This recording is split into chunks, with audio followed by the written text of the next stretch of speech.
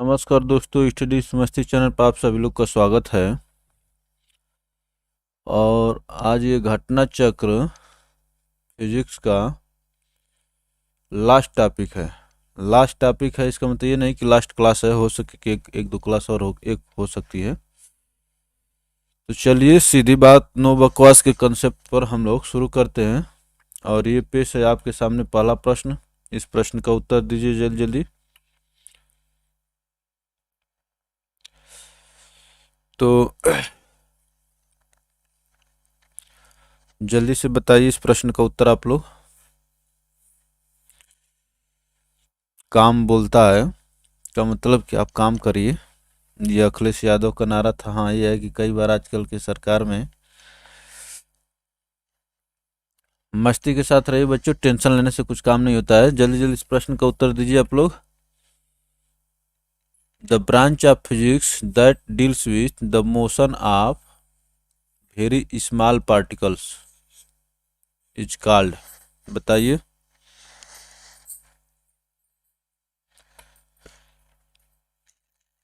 Very small particles के motion के study करने वाले फिजिक्स के ब्रांच को क्या कहते हैं बच्चों? क्वांटम फिजिक्स कहते हैं बच्चों। Quantum mechanics. क्वांटम मैकेनिक्स, ये जो ऑप्शन सी जो दिख रहा है आपका,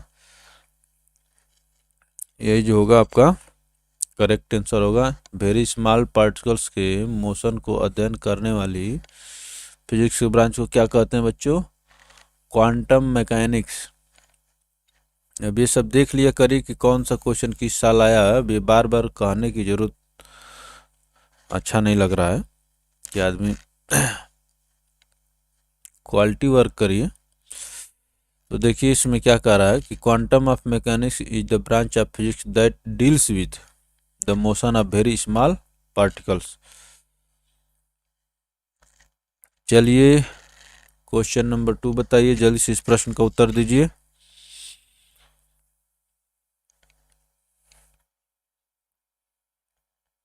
जल्दी जल्दी जल्दी बच्चों। क्या कह रहा है? Field of science which studies automation and communication between human and machine is called. Human और मशीन के बीच में ऑटोमेशन और कम्युनिकेशन के स्टडी करने वाले ब्रांच या साइंस को क्या कहते हैं बच्चे? उस टर्म को, उसको क्या शब्द से नाम देते हैं? बताइए जल्दी जल्दी।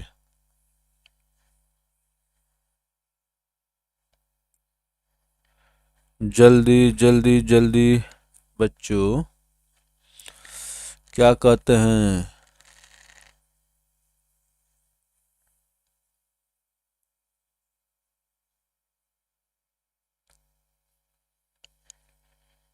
क्या है? साइबरनेटिक्स। बच्चों इसका जो आंसर दिया है बच्चों, साइबरनेटिक्स कहने का मतलब कि ह्यूमन और मशीन के बीच में जो ऑटोमेशन एंड कम्युनिकेशन हो रहा है उसको क्या नाम दिया गया बच्चों? साइबरनेटिक्स। चलिए आगे एक्सप्लेनेशन देखते हैं। क्या कह रहा है कि cybernetics is relevant to study of system such as mechanical, physical and biological, cognitive and social systems. Cybernetics is applicable where action by the system generates some changes in its environment and that change is reflected in that system. और क्या कह रहा है? Norbert winner defined cybernetics in 1948 as scientific study of control and communication with animal and machine. ठीक ना बच्चों? तो इस शब्द को किसने दिया था बच्चों? नॉर्बर्ट विनर ने बच्चों। नॉर्बर्ट विनर जो 1948 में साइबरनेटिक शब्द को दिया और इसको डिफाइन किया।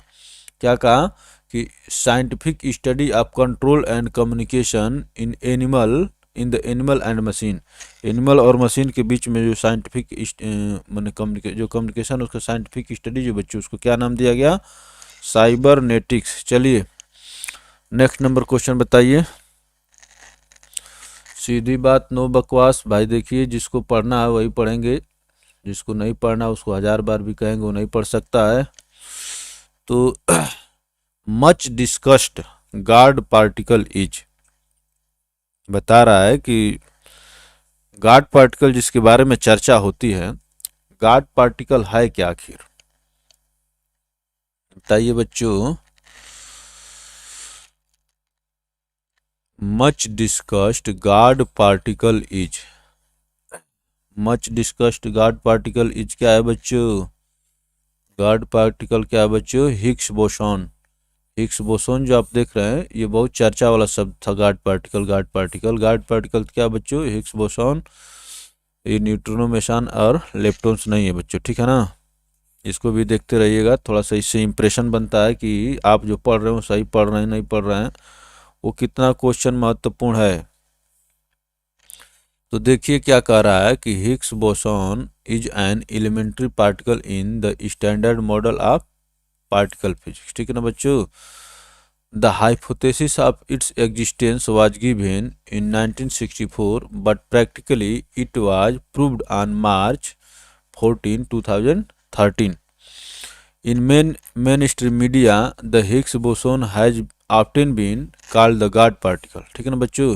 हिग्स बोसोन जो है बच्चों उसको गॉड पार्टिकल नाम से जाना जाता है। The two physicists who discovered these particles, Peter Higgs and Francois Engelbart, were awarded the Nobel Prize in Physics in 2013। बच्चों गार्ड पार्टिकल का महत्व तो इतना है बच्चों, आप देख रहे हैं कि इनको इस डिस्कवरी के लिए पीटर हिग्स और फ्रैंकोइस इंगलवर्ट को क्या दे दिया गया बच्चों? 2013 में नोबेल प्राइज दे दिया गया। तो ये है बच्चों नोबेल प्राइज, ठीक है ना। गार्ड पार्टिकल इज, फिर आपसे पूछ लिया बच्चों कि गार्ड पार्टिकल क्या है। क्वेश्चन आप आंसर आपके सामने है, इसका मतलब कि इसके बारे में चर्चा किया जा चुका है। गार्ड पार्टिकल इज क्या है? Higgs boson. हिग्स बोसोन कोई बच्चों गार्ड पार्टिकल, जैसे आपको उर्फ वाला नाम नहीं जानते हैं,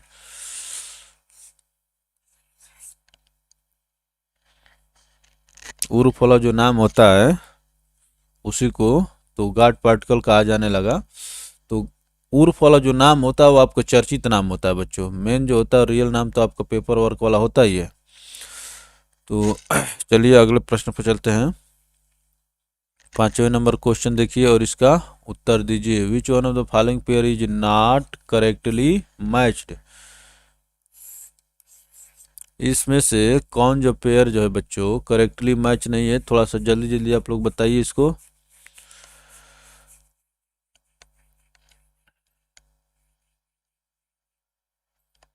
काम करिए बच्चों, मेहनत कभी व्यर्थ नहीं जाती है, अगर आप मेहनत करेंगे तो आज न कल आपको फल जरूर मिलेगा। तो इसमें देखना है कि नॉट करेक्टली मैच, इसमें से कौन करेक्टली मैच नहीं है।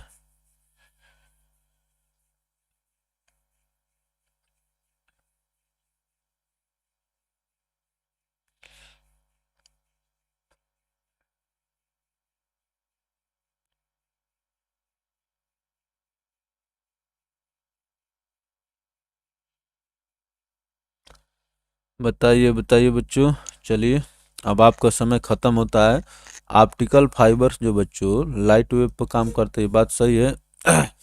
और लार्ज हेड्रन कोलाइडर जो बच्चों ये गार्ड पार्टिकल इसी से संबंधित है। लार्ज हेड्रन कोलाइडर में गार्ड पार्टिकल से संबंधित रिसर्च हुआ था बच्चों। और मार्स को क्या कहते हैं? रेड प्लैनेट कहते हैं। और एंड्रॉयड जो है बच्चों ये ऑपरेटिंग सिस्टम है, ठीक है ना। ये एंड्रॉयड जो है ऑपरेटिंग सिस्टम है, ऑपरेटिंग सिस्टम है बच्चों। एंड्रॉयड जो है क्या है बच्चों? ऑपरेटिंग सिस्टम है जो मोबाइल में और चीज़ों में काम करता है। तो इसका जो है इनपुट वॉइस से मतलब कोई नहीं है बच्चों, ठीक है ना। तो इसमें जो है यही करेक्ट नहीं है, और यही जो जब करेक्ट नहीं तो क्या आगा आपका यही उत्तर होगा। तो मार्स को रेड प्लैनेट कहते हैं। और गार्ड पार्टिकल्स से जुड़ा हुआ रिसर्च हुआ तो बच्चों लार्ज हेड्रन कोलाइडर में हुआ था। और ऑप्टिकल फाइबर किस पर काम करता है? लाइट वेव्स पर काम करता है। चलिए आगे देख लेते हैं थोड़ा सा। Pair given epsilon naught correctly matched, Android is a mobile operating system. ठीक है ना बच्चों, ओएस का मतलब ऑपरेटिंग सिस्टम हो गया, developed by Google, based on the Linux kernel and designed primarily for touch screen mobile devices such as smartphones and tablet। ठीक है ना बच्चों। चलिए the latest Android mobile operating system 6.0 is named as.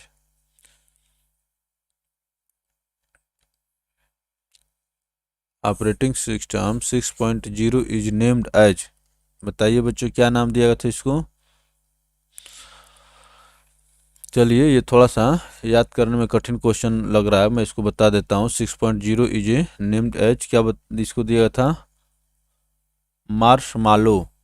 मार्शमालो इसको नाम दिया गया था बच्चों। ये जो ऑप्शन ए जो है इसमें आपका करेक्ट है। लेटेस्ट एंड्रॉयड तो इसमें आप ये सब भी पूछा जाता है बच्चों। तो operating system 6.0 is named as Marshmallow. चलिए तो थोड़ा सा देख लेते हैं।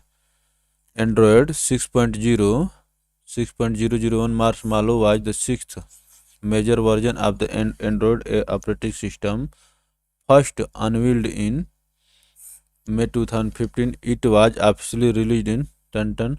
Android 9.0 Pie was released on इतना, and Android 10 is the latest version of the Android operating system in which is released on।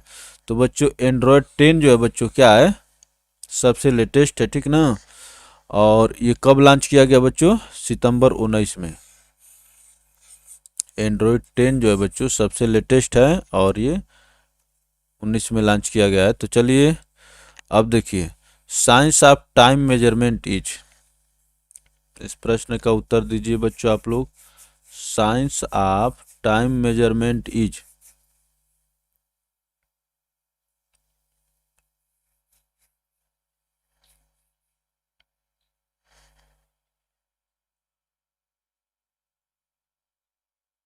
Science of time measurement is, time measurement को के साइंस को क्या कहते हैं बच्चों, यही आपको बताना है।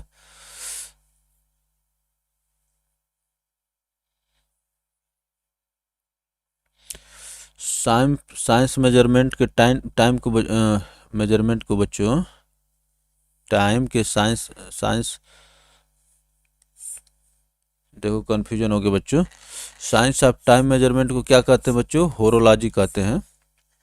चलिए इसका ऑप्शन ए करेक्ट होगा। Horology is the art or science of time measurement, measuring time. ठीक ठीक है बच्चों। चलिए ये क्वेश्चन नंबर 8 है बच्चों, इसका उत्तर दीजिए आप लोग।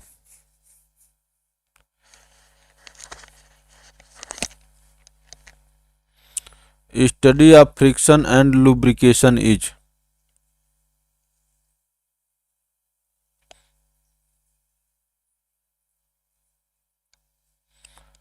फ्रिक्शन और लुब्रिकेशन की स्टडी को क्या कहते हैं बच्चों। Study of friction and lubrication is, बताइए बच्चों। इसको कहते हैं बच्चों ट्रिबोलॉजी। ऑप्शन जल्दी जल्दी उत्तर दीजिए, क्योंकि इतना समय लेना है, गणित की कोई क्वेश्चन नहीं है। Study of friction and lubrication is tribology. चलिए tribology is a branch of mechanical engineering and material science. It includes the study and application of the principles of friction and lubrication. Friction and lubrication के study को क्या कहते हैं बच्चों, ट्रिबोलॉजी। ठीक है ना।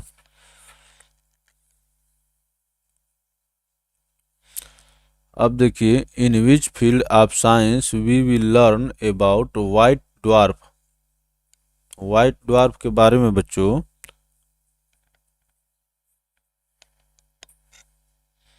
व्हाइट ड्वार्फ में बच्चों आप किस फील्ड मैंने इसमें से जुड़े हुए ऑप्शन मैंने जो नाम दिए गए हैं, व्हाइट ड्वार्फ के बारे में जो आप अध्ययन करते हैं किस सेक्शन में करते हैं बच्चों?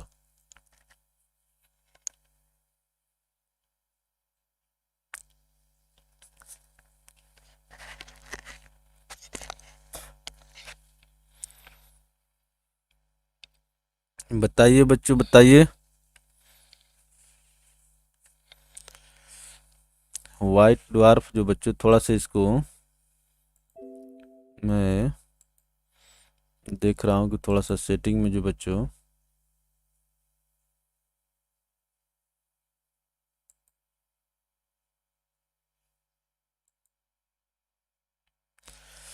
गड़बड़ी आ रही, थोड़ा सा इसको सही कर देते हैं।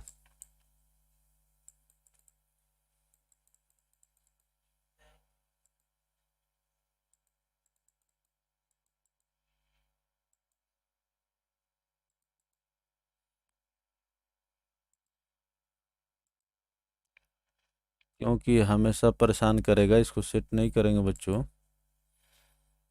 तो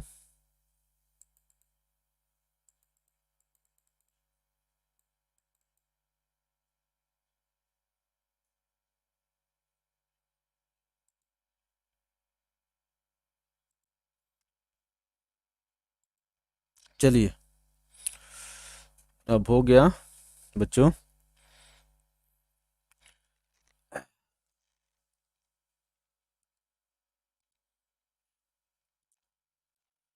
थोड़ा सा देखिए, देखिए, in which field of science we will learn about white dwarf. White dwarf के बारे में बच्चों आप कहाँ पढ़ते हैं? एस्ट्रोनॉमी में पढ़ते हैं बच्चों, ठीक है ना। ये सीधा सीधा एग्रीकल्चर में पढ़ेंगे बच्चों, एंथ्रोपोलॉजी में पढ़ेंगे, जेनेटिक्स में पढ़ेंगे, ये सब गलत है। तो व्हाइट ड्वार्फ के बारे में बच्चों एस्ट्रोनॉमी एस्ट्रोनॉमी में पढ़ेंगे।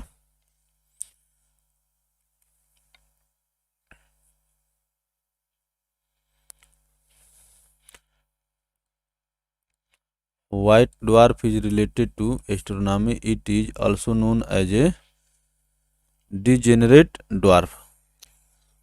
व्हाइट ड्वार्फ को बच्चों डिजेनरेट ड्वार्फ के नाम से भी जानते हैं।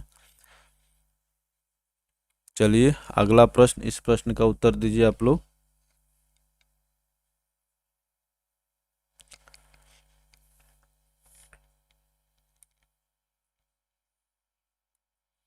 क्या कह रहा है इसमें बच्चों? Which one of the following statement is incorrect. तो इसमें से ये बताना है कि कौन सा इनकरेक्ट है। तो बाकी तीन करेक्ट होंगे, तो या तो बाकी तीन करेक्ट को पहचान लीजिए, इनकरेक्ट को पहचानिए। तो तीन पहचानना आसान है कि एक पहचानना आसान है? एक पहचानना आसान है। चलिए देखते हैं कि हम लोग के ज्ञान के अनुसार क्या सही है। Special rubber tyre of aircraft are made slightly conducting. ये जो बच्चों special rubber tyre of aircraft are made slightly conducting, ये जो बच्चों सही है। अब देखिए, the blue waves scatter more than violet waves of light so that the sky appears blue not white. ये जो बच्चों गलत है, ठीक है ना। अभी मैं बताता हूँ। A comb run through once wet hair does not attract small bits of paper. ये भी चीज़ सही है बच्चों। Vehicles carrying inflammable materials usually have metallic ropes touching the ground. ये भी चीज़ सही है बच्चों, ठीक है ना। तो कहने का मतलब कि जो एयरक्राफ्ट के बच्चों, अब इसमें देखिए एयरक्राफ्ट के जो टायर्स होते हैं स्लाइटली स्लाइटली कंडक्टिंग होते हैं। स्लाइटली कंडक्टिंग का मतलब ताकि वो जो उसमें जो चार्ज होते हैं ताकि वो कंडक्ट होते वो मैंने हटते रहें बच्चों, फ्लो करते रहें, नहीं तो वो चार्ज हो जाएगा और चार्ज होकर बर्स्ट कर जाएगा, ठीक है ना बच्चों। और ये विबग्योर वाला आप देखे हैं, विबग्योर विबग्योर वाला जो देखे हैं 3 3 6 7 7 होता है। तो इसमें क्या बच्चों, blue wave scatter more than violet wave of light so the sky appears blue not white, ठीक है ना बच्चों। तो कहने का मतलब कि इसमें ब्लू वेव जो है बच्चों ये स्कैटरिंग जो बच्चों कहने का मतलब कि रेड का कम होता है और ये वायलेट का ज़्यादा होता है, इसलिए बच्चों ये क्या है, ये गलत है।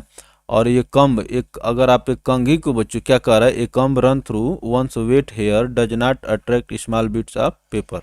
अगर आप के बाल गीले हैं बच्चों, अगर आप उसमें एक कंघी रगड़ेंगे या कंघी करते हैं तो आपके बाल जो क्या है बच्चों, कंघी जो बच्चों क्या करेगी, पेपर को अट्रैक्ट नहीं करेगी।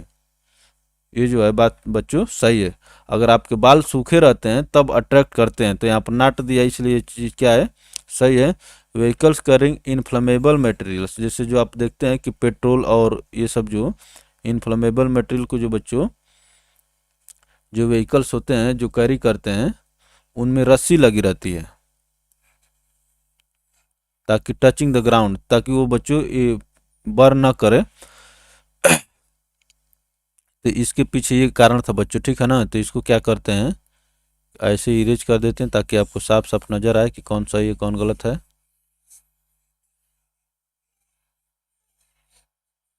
तो ये सीन था बच्चों, ठीक है ना।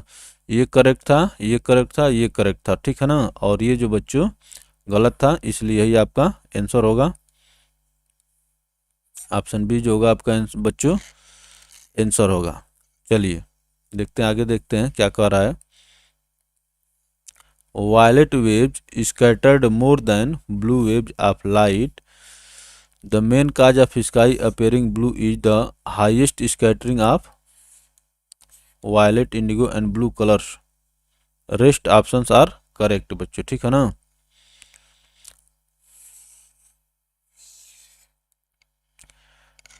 चलिए आगे चलते हैं। तो ये लाइक करके शेयर करिए ताकि आपके ज़्यादा से ज़्यादा मित्रों तक पहुंच सके बच्चों। क्या कह रहा है बच्चों, national physical laboratory is situated in, national physical laboratory is situated in, बताइए बच्चों नेशनल फिजिकल लेबोरेटरी कहाँ पर स्थित है।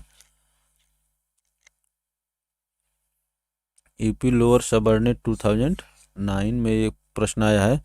National physical laboratory is situated in new Delhi. Option A होगा आपको बच्चों करेक्ट। चलिए आगे बढ़ते हैं, ये सीधे याद करने वाला प्रश्न था। National physical laboratory situated in new Delhi. चलिए national chemical laboratory is situated at, पहले कैसा था बच्चों, फिजिकल, ये केमिकल के जब फिजिकल था, फिजिकल कहाँ था बच्चों, आपकी राजधानी न्यू दिल्ली, ठीक है ना। और अब पूछा है केमिकल लेबोरेटरी, केमिकल लेबोरेटरी कहाँ है बच्चों, जल्दी जल्दी बताइए। तो न्यू दिल्ली, हैदराबाद, लखनऊ, पुणे, ये आपका ऑप्शन है। तो नेशनल केमिकल लेबोरेटरी बच्चों पुणे में स्थित है, ऑप्शन सी इसका करेक्ट होगा। चलिए स्पीड थोड़ा सा रखते हैं क्योंकि ये गणित के प्रश्न नहीं है कि 5 मिनट आपको चाहिए सॉल्व करने के लिए। नेशनल केमिकल लेबोरेटरी किसके अंदर काम करती है, CSIR के बच्चों।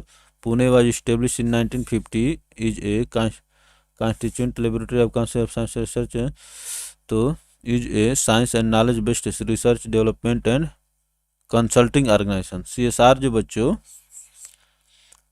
साइंस के क्षेत्र में एक लीडिंग ऑर्गेनाइजेशन है इंडिया में। तो नेशनल केमिकल लेबोरेटरी कहाँ पर स्थित है बच्चों, पुणे में। अब देखिए क्या कह रहा है, Tata institute of fundamental research is located इन, बताइए बच्चों Tata institute of fundamental research is located इन,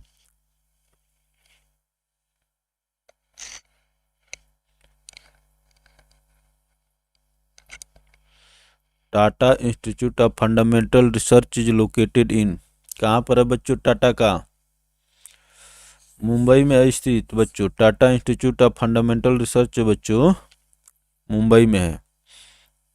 तो फिजिकल कहाँ था, न्यू दिल्ली में, ठीक ना बच्चों, ND में था। और केमिकल कहाँ था बच्चों, पुणे में। और ये टाटा कहाँ पर हो गया, मुंबई में। थोड़ा सा रिवाइज भी करते रहिए ताकि दिमाग में बना रहे। क्या कह रहा है? It is the duty of people like us to stay in our own country and build up outstanding schools of research such as some other countries are fortunate to process। ये स्टेटमेंट है बच्चों। This was the vision that guided the Tata institute of fundamental research which Homi Bhabha founded on 1 June 1945 with the support from the sir Dorabji Tata. It is located in Mumbai. ठीक है ना बच्चों?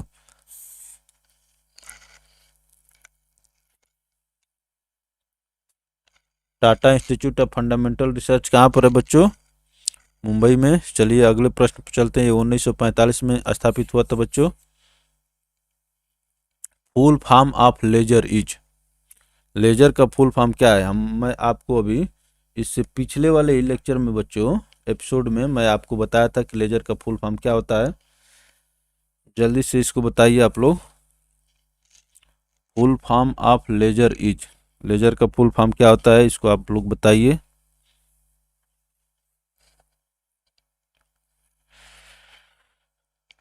Laser, radar, सोनार, इन सब का full form पूछता है बच्चों। ठीक है ना?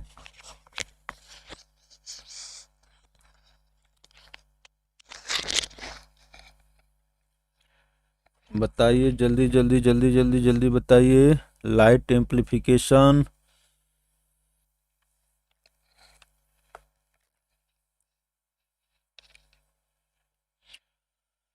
तो चलिए, लेजर का फुल फॉर्म पूछा है बच्चों। लेजर का फुल फॉर्म क्या होगा बच्चों? Light amplification. ठीक है ना? Light amplification by stimulated emission of radiation. ठीक है ना बच्चों? यही इसका लेजर का फुल फॉर्म होता है। आप इसको याद रखेंगे। Light amplification by stimulated emission of radiation. ये जो बच्चों लेजर का फुल फॉर्म है, क्या कह रहा है बच्चों? Full form of laser is light amplification by stimulated emission of radiation। A laser is a device that emits light through a process of optical amplification based on the stimulated emission of electromagnetic radiation। The first laser was built in 1960 by the Russian scientist N.S. Bashev and A.M. Prokhorov। The theoretical base came from the CH। These three physicians got the Nobel Prize for their works। ठीक ना बच्चों? तो ये रहा। तो laser के खोज से कौन कौन से जुड़े हुए हैं?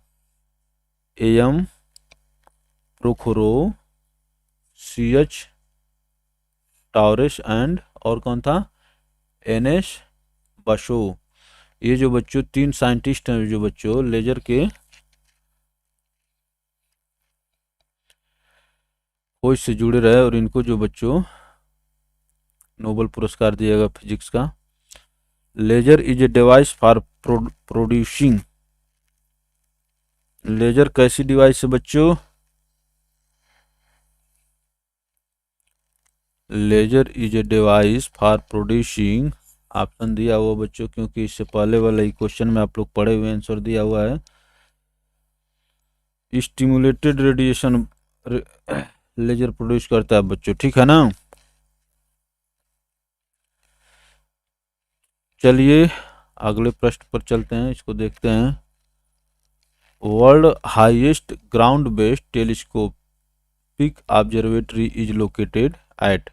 World highest ground based telescopic observatory is located at. कहाँ पर है बच्चों? इंडिया में बच्चों। ठीक है ना?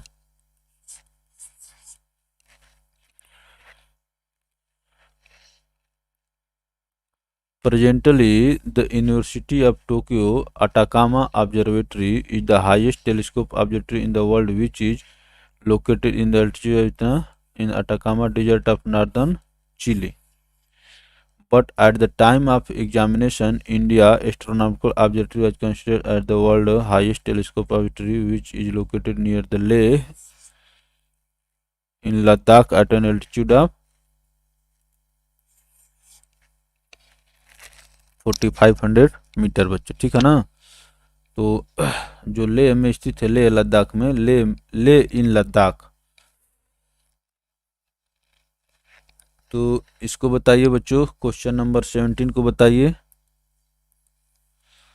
Who is the scientist in whose honour the Chandra X-ray telescope has been named. Chandra X-ray telescope has been named, किसके ऑनर में बच्चों चंद्रा एक्स-रे ये किया गया है।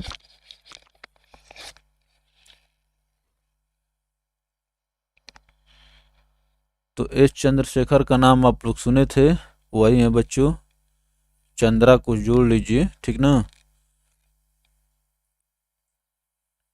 तो क्या है, सुब्रमण्यम चंद्रशेखर के नाम पर ही बच्चों चंद्रा एक्सरे टेलीस्कोप का नाम रखा गया।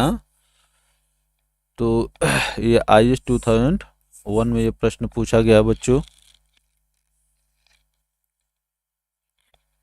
क्या कह रहा है कि Chandra X-ray telescope is a space observatory launched by Columbia space shuttle on. Telescope is named after the Indian American astrophysicist Subrahmanyan Chandra Shekhar.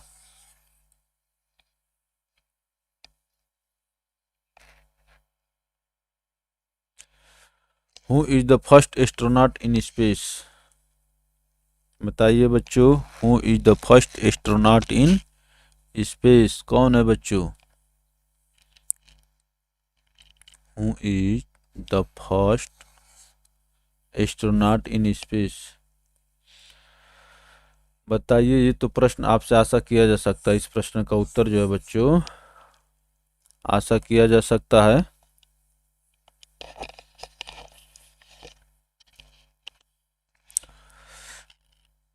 बताइए बताइए बच्चों, who is the first astronaut in space.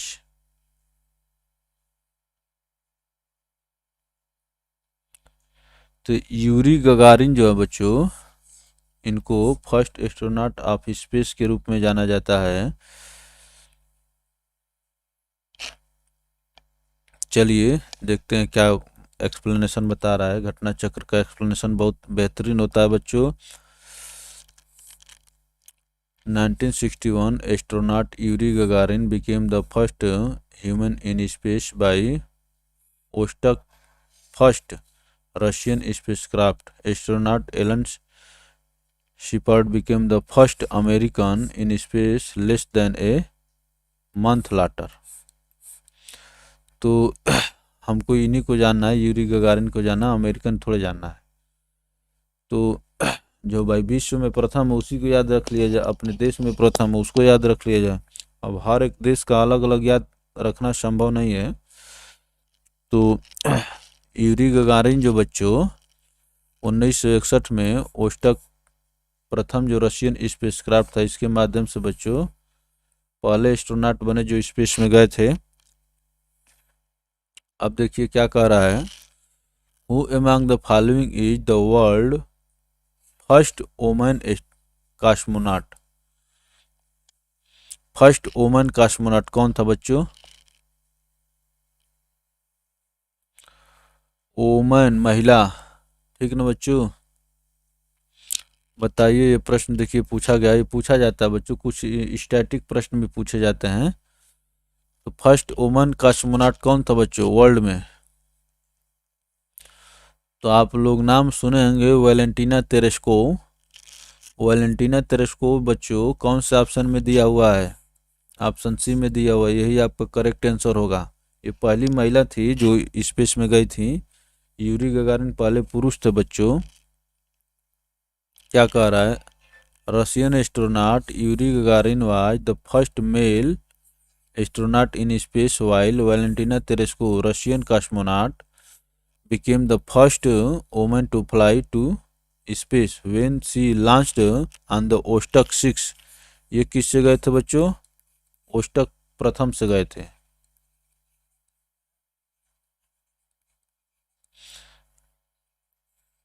ये 63 में और ये 61 में। She spent almost 3 days in space and orbit around 48 times। चलिए बच्चों अगले प्रश्न पर चलते हैं। क्या कह रहा है? First ever Indian female to fly solo MiG-21 mission.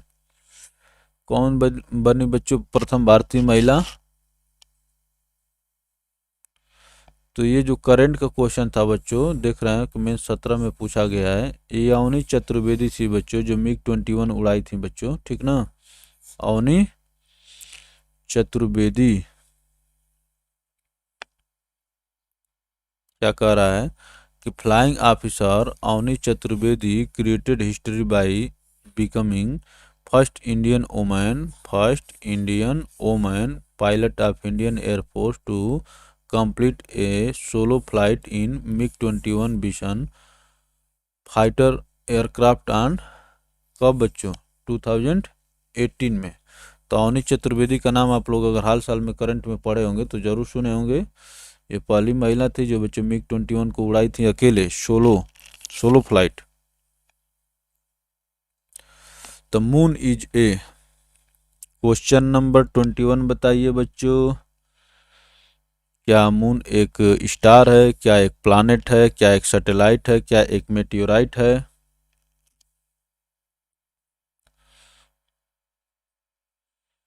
तो स्टार तो होता है बच्चों जिसके पास खुद की लाइट होती है, ठीक है ना, सेल्फ लाइटेड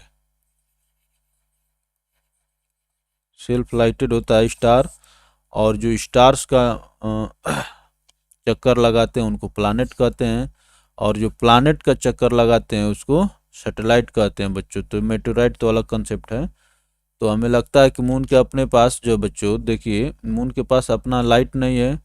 और ये तो जैसे आप लोग पृथ्वी को, आप मून के बारे में तो जानते हैं। जैसे मान लीजिए कि चंद्रमा, सूर्य ले लीजिए, पृथ्वी ले लीजिए और चंद्रमा ले लीजिए।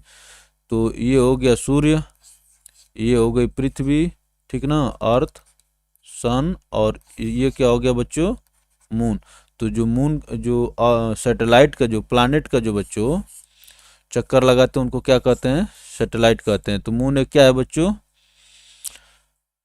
सैटेलाइट है।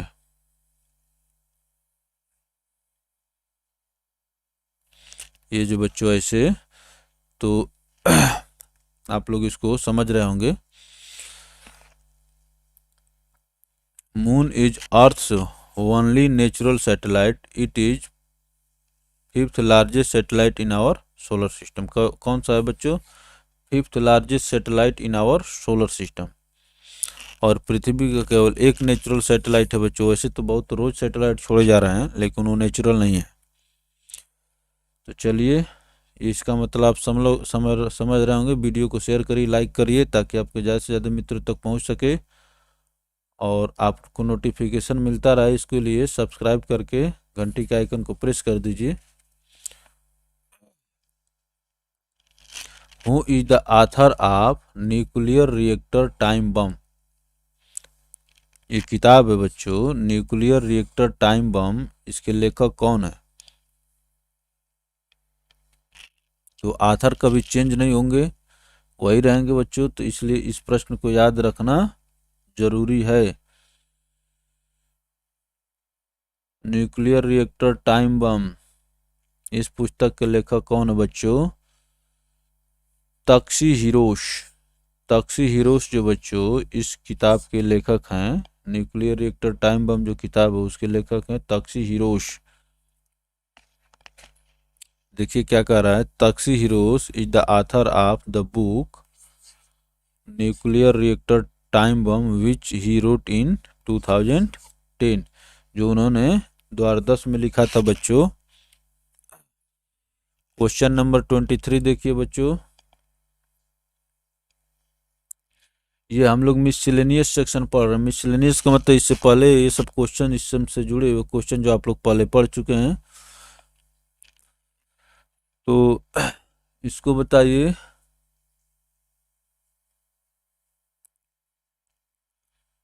सैमुअल कोल्ट किसकी खोज किए थे बच्चों? रिवाल्वर की। A3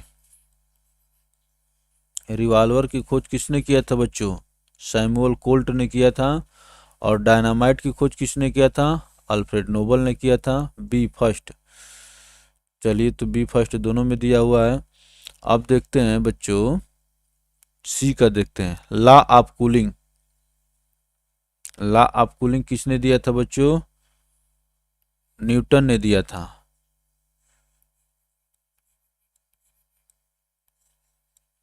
तो आपका आप कौन सा ऑप्शन सही हो जाएगा बच्चों? डी, यहाँ से। और लॉ ऑफ प्रेशर किसने दिया था बच्चों? पास्कल ने दिया था। ये भी चीज़ सही है। तो ये जो ऑप्शन, जो बच्चों ऑप्शन डी जो इसका क्या होगा? करेक्ट होगा। तो यहाँ से देखिए कि रिवाल्वर की खोज किसने किया था? सैमुअल कोल्ट ने किया था। डायनामाइट की खोज किसने किया था? अल्फ्रेड नोबल ने किया था। लॉ ऑफ कूलिंग किसने दिया था? न्यूटन ने दिया था। लॉ ऑफ प्रेशर किसने दिया था बच्चों? पास्कल ने दिया था। तो ये रहा। चलिए देख लेते हैं यहाँ पर। Samuel Colt, dynamite Alfred Nobel, law of cooling Newton और लॉ ऑफ प्रेशर पास्कल। चलिए, क्वेश्चन नंबर 24 बताइए बच्चों। Which of the following pair is use to form the terminals of normal torch cell? Terminals of normal torch cell बनाने में बच्चों किस metal का प्रयोग होता है?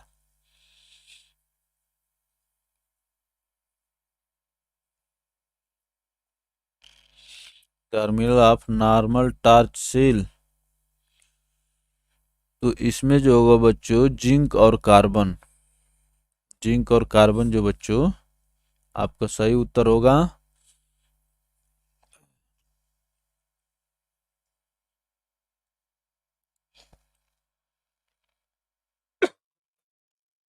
अरे बच्चों बताइए।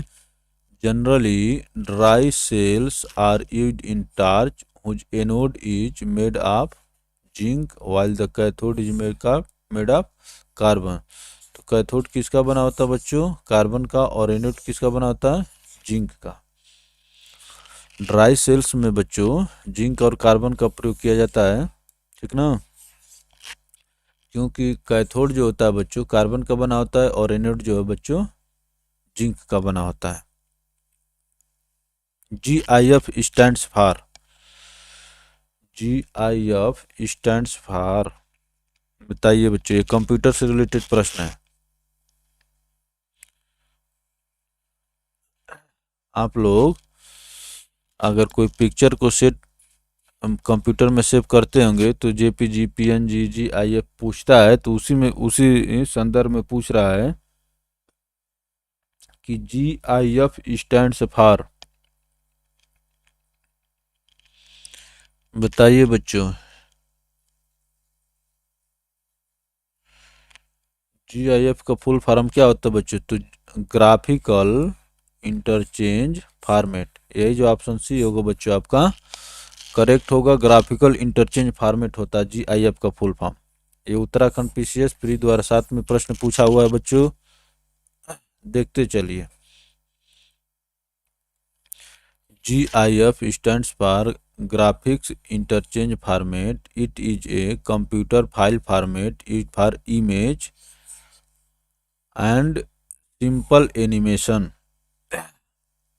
It was developed by Campsu Survey in the late 19th degree on popularity in the format.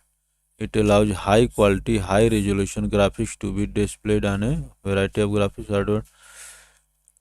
तो ठीक है ना बच्चों, आप GIF का बच्चों फुल फॉर्म क्या होता? ग्राफिक्स इंटरचेंज फॉर्मेट या ग्राफिकल इंटरचेंज फॉर्मेट, कोई भी कह लीजिए।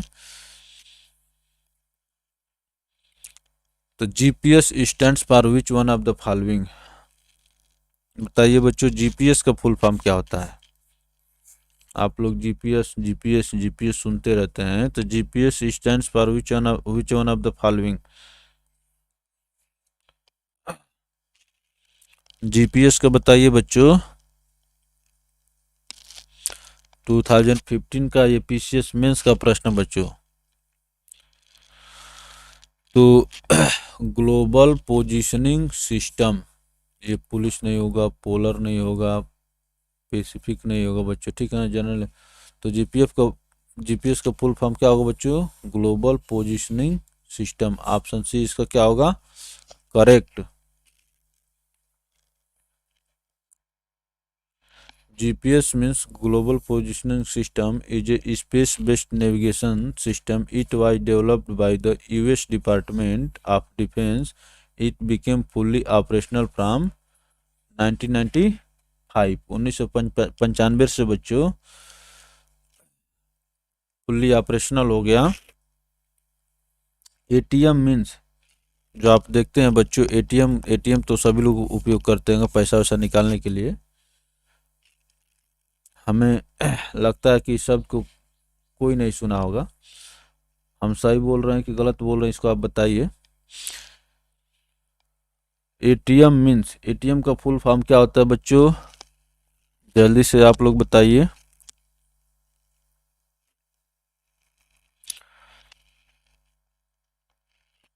एटीएम का फुल फॉर्म होता है बच्चों automated teller machine. Automated teller machine जो बच्चों, ये जो चीज देख रहे हैं आप, ये जो होगा एटीएम का पूरा नाम।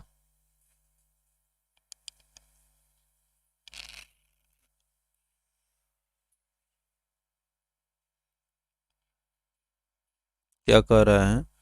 ATM is short for automated teller machine. Basically, the ATM is used for performing banking transaction like withdrawal of money and to view bank statement.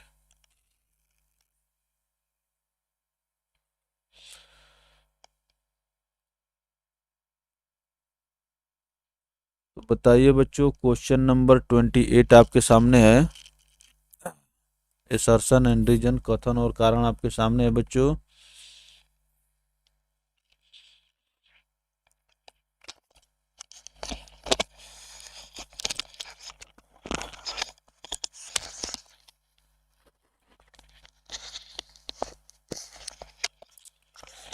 तो बताइए बच्चों, बताइए। Black hole is such a celestial existence which cannot be seen by the telescope. ये जो बच्चों एकदम सही है। अगर टेलीस्कोप से देखा जाना, इसको देखा जाना संभव रहता तो अब तक इस पर रिसर्च हो चुका रहता, काम हो चुका रहता, ठीक है ना। लेकिन इसके लिए लार्ज हेड्रन कोलाइडर वाली मशीन का प्रयोग किया गया, वहाँ पर रिसर्च किया गया। The gravitational field of black hole is much strong that even light does not escape from it. तो ये भी बच्चों सही है। ग्रेविटेशनल फील्ड जो बच्चों ब्लैक होल का बहुत स्ट्रांग है, इतना स्ट्रांग कि वहाँ से प्रकाश भी नहीं गुजर सकता। आदमी की तो बात ही छोड़िए। तो ये दोनों बात सही है और दोनों एक दूसरे का स्पष्ट एक्सप्लेनेशन भी है। तो both A and R true and R is the correct explanation of A. ये जो होगा बच्चों ऑप्शन ए इसका करेक्ट होगा। तो देखिए क्या कह रहा है। A black hole is an object which is so compact that its gravitational force is strong enough to prevent lights or anything else from escaping. But by this reason, we cannot see it by telescope. ठीक है ना बच्चों। उसका gravitation इतना strong है बच्चों कि वहाँ से कोई चीज़ स्केप नहीं कर पाता है। जब स्केप नहीं कर पाया तो लाइट रिफ्लेक्ट नहीं हो, तो हम टेलीस्कोप से देखेंगे कैसे बच्चों? नहीं देख पाएंगे। ब्लैक होल क्या है बच्चों? क्वेश्चन नंबर 29 में बताइए। ब्लैक होल क्या है? Absorbs all radiation that falls on it, क्योंकि इसका बच्चों ग्रेविटेशन बहुत स्ट्रांग होता है। ग्रेविटेशन जो होता है बच्चों ब्लैक होल का बहुत स्ट्रांग होता है, इसीलिए इस पर जो भी चीज फॉल करती है, चाहे प्रकाश ही क्यों ना हो, उस सबको अवशोषित कर लेता है ये। क्या कह रहा है बच्चों कि black hole absorbs all radiation that fall on it due to its high gravity। अब क्या कह रहा है, tail of a comet always points, tail of a comet always points, बताइए बच्चों।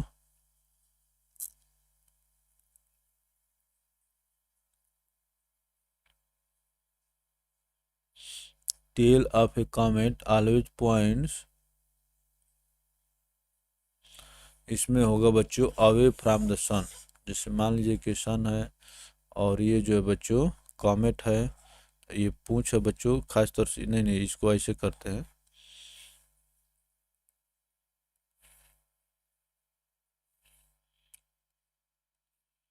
Tail of a comet always points, तो ये बच्चों पूंछ जो बच्चों हमेशा सूर्य से दूर रहती है कामेट की, ठीक है ना। Tail of a comet always points away from the sun, सूर्य से दूर रहती है। अब देखिए क्या कह रहा है, comets are small celestial objects made of, बच्चों गले में थोड़ा खराश हो गई है, celestial objects made of ice, gas, dust, and small amount of organic materials that orbit our sun. Radiations from the sun pushes dust particles away from the coma, forming a dust tail, while charged particles from the sun convert some of the comet's gases into ions, forming an ion tail. Since comet tails are shaped by sunlight and the solar winds, they always point away from the sun। ठीक है ना बच्चों, तो कामेट में क्या होता है बच्चों, टेल क्या दर्शाती है, सूर्य से दूरी वाली दर्शाती है। Highly dense star are called,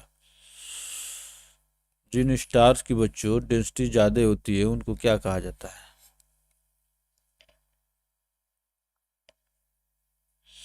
highly dense stars are called, क्या कहा जाता है बच्चों बताइए।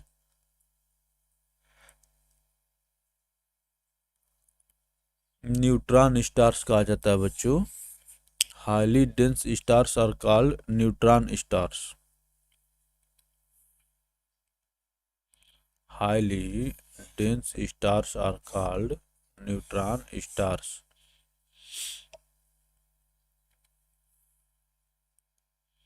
बताइए, percentage of nuclear energy in India's total energy generation is, तो भारत में जितनी ऊर्जा जनरेट होती है बच्चों उसका क्या परसेंट जो बच्चों न्यूक्लियर एनर्जी से जनरेट होता है।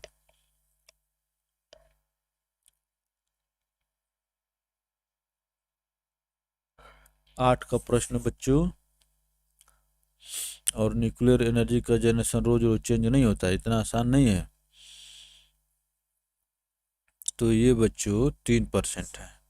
भारत में जितनी ऊर्जा प्राप्त होती है उसका 3% जो बच्चों न्यूक्लियर एनर्जी से प्राप्त होती है।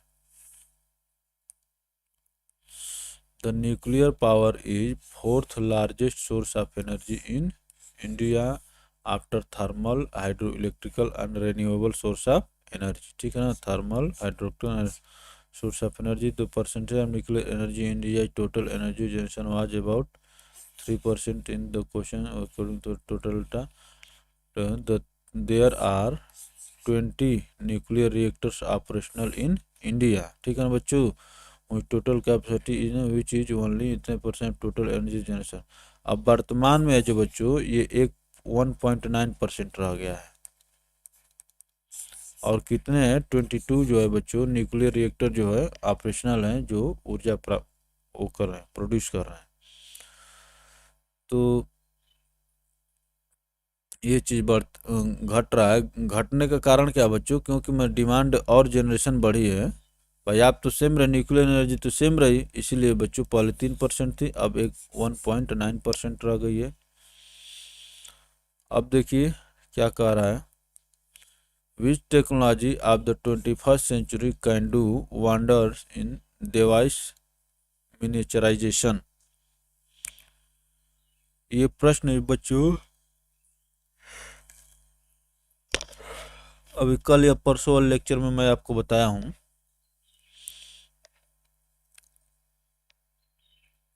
तो आप लोग नैनो टेक्नोलॉजी देख रहे हैं बच्चों, नैनो टेक्नोलॉजी का ही योगदान है। नैनो टेक्नोलॉजी के कारण है जिससे आज हम लोग छोटी छोटी चीज़ों को देख रहे हैं। जितना डे बाई डे चीज़ें छोटी होती, छोटी होने का मतलब कि मोबाइल पहले बड़ी आती थी, छोटी हो गई, ऐसे ऐसे करके अब मोबाइल में भी देख रहे हैं कि अब छोटा छोटा डे बाई डे और हल्का होता है। तो नैनो टेक्नोलॉजी से ही बच्चों ये सब संभव हो रहा है।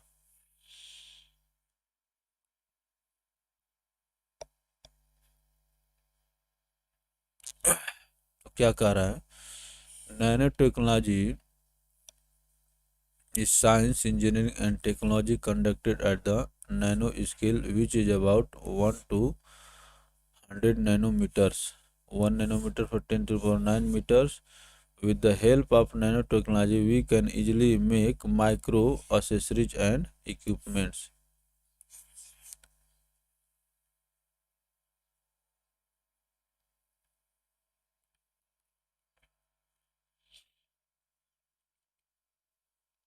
क्या कह रहा है बच्चों, a particles having at least one dimension less than 10 to the power minus 7 meter is known as।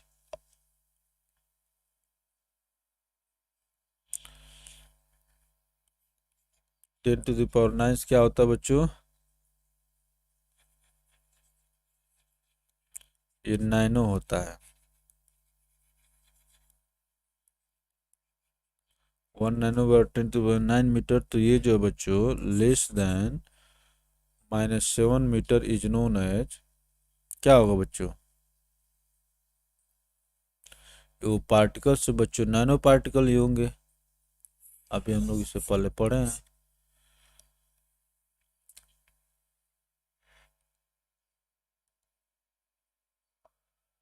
मैं देवो question, nano particles are particles having at least one dimension less than 10 to minus 7 meter a golden nano object of bच्चों to be classified nano particle।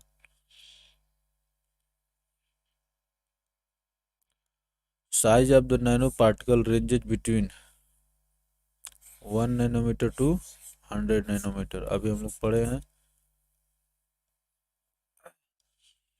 Size of the nanoparticle ranges between 1 nanometer to 100 nanometer। Nanoplug refers to, nanoplug refers to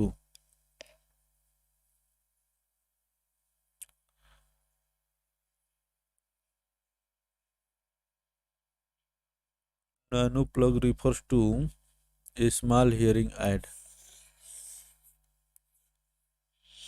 a small hearing aid। Nanoplug refers to a small hearing aid। It is so tiny that it is almost undetectable। Nanoplug is comprised of micro components and nano battery। It can be programmed by using software running on computer, the result of which can be downloaded directly for the device via the cable। क्या कह रहा है बच्चों, which one of the following statement is correct. इसमें से कौन statement जो बच्चों करेक्ट है?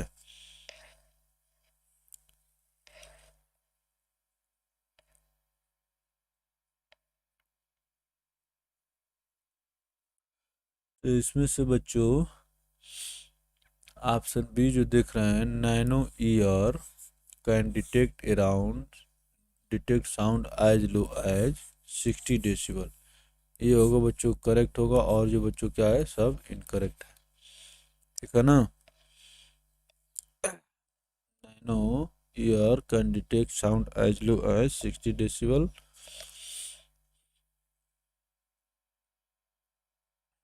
चलिए, who among the following gave the term nano technology and when.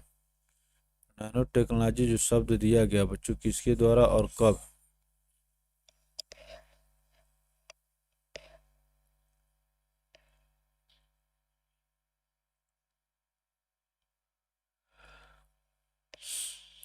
आप देख रहे हैं नारियो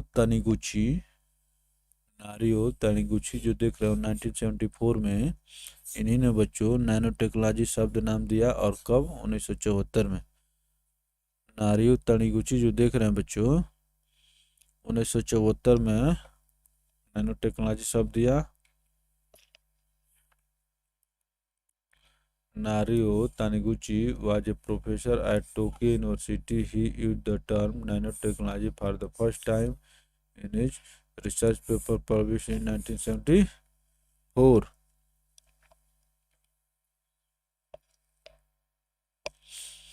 ये आ गया IAS प्री 2015 का प्रश्न बच्चों। Question number 39। Correct answer using the code given below. With reference to the use of nanotechnology in health sector, which of the following statements are correct? ठीक है ना बच्चों, नैनो टेक्नोलॉजी के हेल्थ सेक्टर में प्रयोग के बारे में पूछ रहा है बच्चों। Targeted drug delivery is made possible by nano technology. बच्चों एकदम सही है।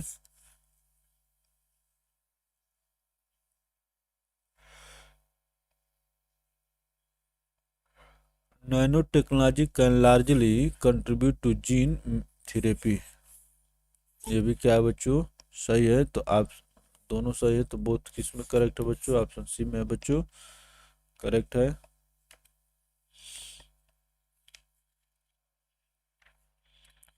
क्वेश्चन नंबर 40 देखिए बच्चों। The most important property of nano material is friction. Most important property of nano material is क्या है बच्चों, फ्रिक्शन। तो बच्चों आज के लिए इतना ही रहने दिया जाए, अगले लेक्चर में आगे पढ़ा जाएगा, अगले लेक्चर में ख़त्म हो जाएगा। तो आज के लिए इतना ही, धन्यवाद, फिर मिलते हैं आगे।